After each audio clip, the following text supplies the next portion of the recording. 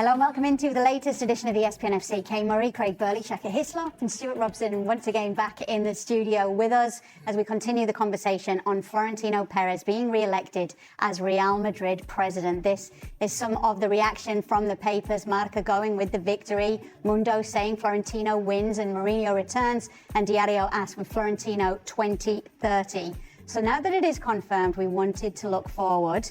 And Stuart wanted to take a look at some of the areas that really do need dealing with right now and where Florentino needs to be looking when it comes to his players on the pitch. Yeah, I mean, if a manager was coming in and he had the gumption to say, I don't want him and I don't want him, I'm talking about Vinicius Jr, I would do that, but I don't think he's going to have the power to do that. So if you're looking at players to come in, you need a player on the right-hand side because they haven't really got any quality out on that right-hand side of the top level. You'd need a right-back because I don't think Alexander-Arnold is quite good enough, and there's already talk of Dumfries coming in. And they need a centre-half because, and is Konate, they're talking about him coming in, is he good enough? He's had a poor season, but I think he's had a few issues off the field.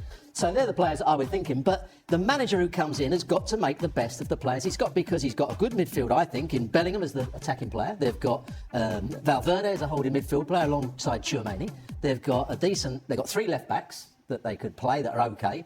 They've got Vinicius Jr, who could be an outstanding player if he just concentrated on football. And they've got one of the world's best strikers in Mbappe. So they've got some good players, but the manager's got to get the best out of them. And they're just the three players I was thinking that they might need. Tchouaméni, Camavinga didn't have a good season. No. Didn't make the French squad. Valverde, Bellingham, you mentioned them. Throw in some playmakers, Diaz, Arda, but particularly those first four. International footballers, but are they good enough? I mean, and that's by that I mean not are they good enough to play for Real Madrid, but do they have a good enough balance?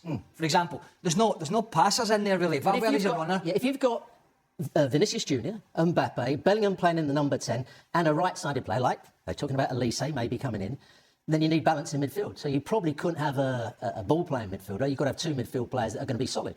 And I would say Tchouaméni and Valverde could do that job very well. Because I look at Barcelona, they're not physical in the middle of the park, really. And their best pairing in there at times is, I know they play with a number 10, sometimes it's Fermin Lopez, sometimes it's Dani Olmo. But their midfield pairing is Frankie de Jong and Pedri. And it's very effective. There's not a lot of physicality in there. What's the difference between the front players of Barcelona and the front players of Real Madrid at the moment? Well, the last 18 months or 2 years, it hasn't worked. So something has to change. And I have a big question whether a leopard can change his spots. So the big Mbappe's decision going to run in Vinicius for Perez and the manager is, do I get rid of those players that have got big egos and have caused problems before, or can I get rid of them? Who's going to take them? I think that's the issue. Who's going to take them? Are they willing to go? No. Vinicius might see out the last year of his contract and kind of solve that issue for you, but where does Vinicius work hard? They work hard. So the two midfield players for Barcelona don't have to be quite so good defensively because they're the players, they're the secondary players for the closing down. When you're playing for Real Madrid and Vinicius Jr is not working hard enough and Mbappe's not working hard enough and Bellingham's made a forward run and doesn't get back, then I think those two holding players... That's the big question going forward, Jack. I mean, the big question is not just the balance and, Kroos and Modric are not there now. Casemiro went before that. Two fantastic passers of the ball. They haven't got that now, so it's a different dynamic. But they have got talent, right? They have got people that can pick up in the defence if Güler plays or Brahim Diaz plays and Bellingham's making those forward runs. The big $1 million question is, are the egos going to be parked on the sidelines for the good of Real Madrid and the new manager coming in terms of what he wants? Or are the crybabies going to go running off to Florentino Perez again and the media and all and sundry and say, this is not how we do things at Real Madrid. And by the way, 2 years ago we were successful, 3 years, 4 years, 5 years, but certainly not for the... Just go in terms of a landing spot to kind of command the finances that he does at Real Madrid. I'm not sure that there's that club. Also, who's willing to take that chance, pay Vinicius the kind of money he would want, knowing that he's not going to offer an awful lot defensively. Nobody's going to take Kylian Mbappé at this point. Not the money he's on, arrived at Real Madrid on a free transfer, unless you just ship them both off to Saudi Arabia. There is not a landing spot for them in European football. And that is a big issue for me. We can talk a lot about Real Madrid and the imbalance of the midfield, and I certainly don't think the back four is good enough until you can solve that issue. And you would. But it's still Real Madrid. It's Real Madrid.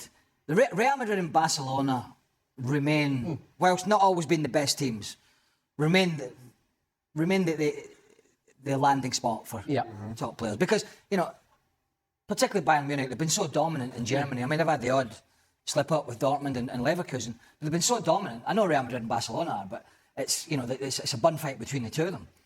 It's still a great landing spot. And you know, I'm not convinced that Jose Mourinho, from a tactical perspective, can get that right. Maybe from a discipline perspective, he can somehow get the best out of a Kylian Mbappé and a Vinicius Jr. But tactically, I don't see it. And as a result, it just forces everybody to do things that they really should not have to at this level of the game. One thing we do know is that Florentino Perez is going to finally reveal who this 150 million euro player is that they're making this bid for, this right-sided attacking player. There's been a lot of talk of it being Michael Olise. That would solve a few problems if they were to be able to get him. Well, we're going to see the highlights probably of the game today. He scored a hat-trick for France and he looked an outstanding player, and he's been an outstanding player for Bayern Munich. But as we were saying last night, if I was Olise, would I go from Bayern Munich to Real Madrid at the moment? I'm enjoying my football at Bayern Munich. I'm playing really well. We've got a chance of winning the Champions League next year. We're probably going to win the Bundesliga. I'm playing excellent football. Would I put it all in doubt if I went to Real Madrid, a club that have been in decline over the last 2 seasons? Decided player to offer that balance to Vinicius Jr. And I think that takes away from Real Madrid. I think in terms of their attacking balance, that right side needs to be addressed this summer. But you can only play with 2 wide players if your centre forward stays as centre forward. If he keeps drifting here, there and everywhere and they get it out wide, there's nobody to cross the ball to. And that's where Bellingham has to play in the number 10 role and be given that job. And again, we go back to then you've got to have 2 holding midfield players. we'll get a good gauge of Mbappe, what the mindset is for next season during this World Cup, because he has got a reputation, even for the French national team, to do what he wants. Would be, he's just an amazing player. He would be a great addition if that is the player. I mean, I don't know. I can't think of anybody else, a right-sided player that would be worth But then that to amount of that money. point, do they really need, they need this, right? They need a strong right-sided player, even if it isn't Olise. This is an area that needs... I think they do. I think they do. You look at the balance or imbalance of Vinicius on the left-hand side and what he gives and an attacking perspective. And while there's been any number of players, Rodrigo has filled in first to start with on that right-hand side, and then it could be just about anybody. They don't have that out-and-out right. And that's part of the problem at Real Madrid. Now, Didier Deschamps has semi-accepted that. And to that point, it's one of the reasons they were 2-0 down. I've touched on this before. It's one of the reasons they were 2-0 down in the World Cup World Cup final 4 years ago. Because he was on that left side, Giroud was through the middle, and he did not track back at all in the first half an hour of that game. And they got absolutely smashed down that side. It was Molina and it was 1 or 2 others. And Olivier Giroud was the cannon fodder. Your players buys into the tactics. You know, the centre forward doesn't have to run around like a lunatic. But if you're saying we're going to force him down one side of the field, the centre forward has to run around and say, OK, you can't play it back to the goalkeeper or you can't play it to the centre half. So we know it's coming down that side. But Mbappe won't even do that. No. He just wanders around. But it seems to me that Florentino Perez is successful a businessman, and he's had success at Real Madrid. Of course he has, doing what he does. But it seems to me he's lost the thought process of the dynamics of a dressing room, particularly in the managerial appointments. Ancelotti managed the whole thing for him. To the point where Luis Enrique and that video came out that everybody spoke about, and yet still, Real Madrid were willing to not pay the money, given that it was a free transfer, but put him on the kind of wages that they have. They knew who Kylian Mbappé was. They knew his playing style, which again, now that you have that, how do you ask Jose Mourinho to somehow change that habit? I'm not sure that Jose Mourinho is that manager. And even though Jose Mourinho somehow made Samuel Eto'o that left back. You can only have tactics if everyone... And was pretty successful. But he clearly, by his appointments, doesn't understand the issues within the dressing room, because he had players there with egos that didn't want to run, but yet brought in a young coach with fresh ideas who he knew were going to ask the players to do different things.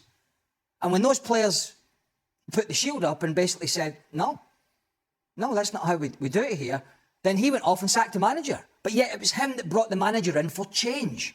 He wanted change. Now he's gone back to the older... Really recognising the value of a Karim Benzema, who supported Ronaldo and those kinds of players. And now you're asking the same of this squad, and they aren't able to do as those 2 previous iterations of Galacticos has done. And it's not an easy fix.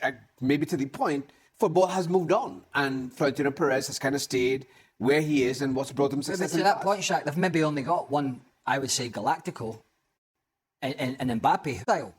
The sort of more rugged approach, the more pedestrian approach, more of a man management style. So he really, to me, Florentino Perez, doesn't have a great grasp of how his dressing room is operating and what he needs to make that dressing room work. I think Florentino Perez has kind of relied on what brought him success before in Galacticos. Let's just sign the best players there are, regardless, throw them all onto the same field, and we'll get success.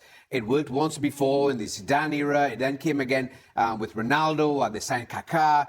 And to your point, Craig, not Is a lazy one.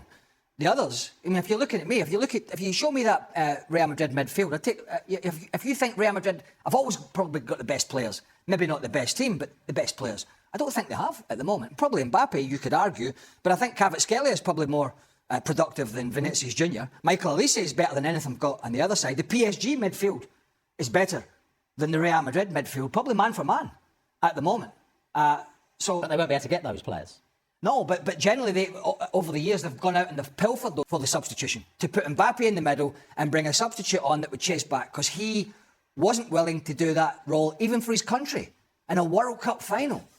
And we're talking about Real Madrid asking a player to do the basics of what, even a goalkeeper, Shaq, and we keep seeing these goalkeepers with cramps these days. What the hell is that? all the time, we do. But that's the basics when you're a kid playing the game, as an 8, 9, 10-year-old, before you go on to be in youth teams and reserves and first teams, the very basic will never change is to have the supreme success, you need work rate to go with the talent.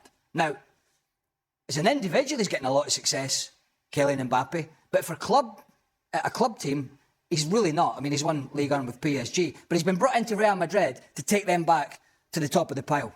And that means working hard as well. But to that point, Real Madrid and Florentino Perez, they've accepted it. This was nothing new. This was nothing new about Kylian Mbappé. It was evident in Monaco, evident in PSG. And not to have that day-to-day grind. And all of a sudden, he's been propelled back into this huge arena in Real Madrid, and it really has come as a bolt out of the blue. Yeah, well, he was always given more power, but now that Florentino's been supporting the players, that is going to be very interesting to see. It'll make for a very interesting season at Real Madrid. Yes, How many times do you think will. Mourinho will get sent? I reckon 4 or 5 over the course of the season. Start taking those bets a little bit Punching later. his own players. All right, Transfer Talk web scrape to stay up to date with all that talk, and if Michael Olise... Those players, and they've pieced that jigsaw together.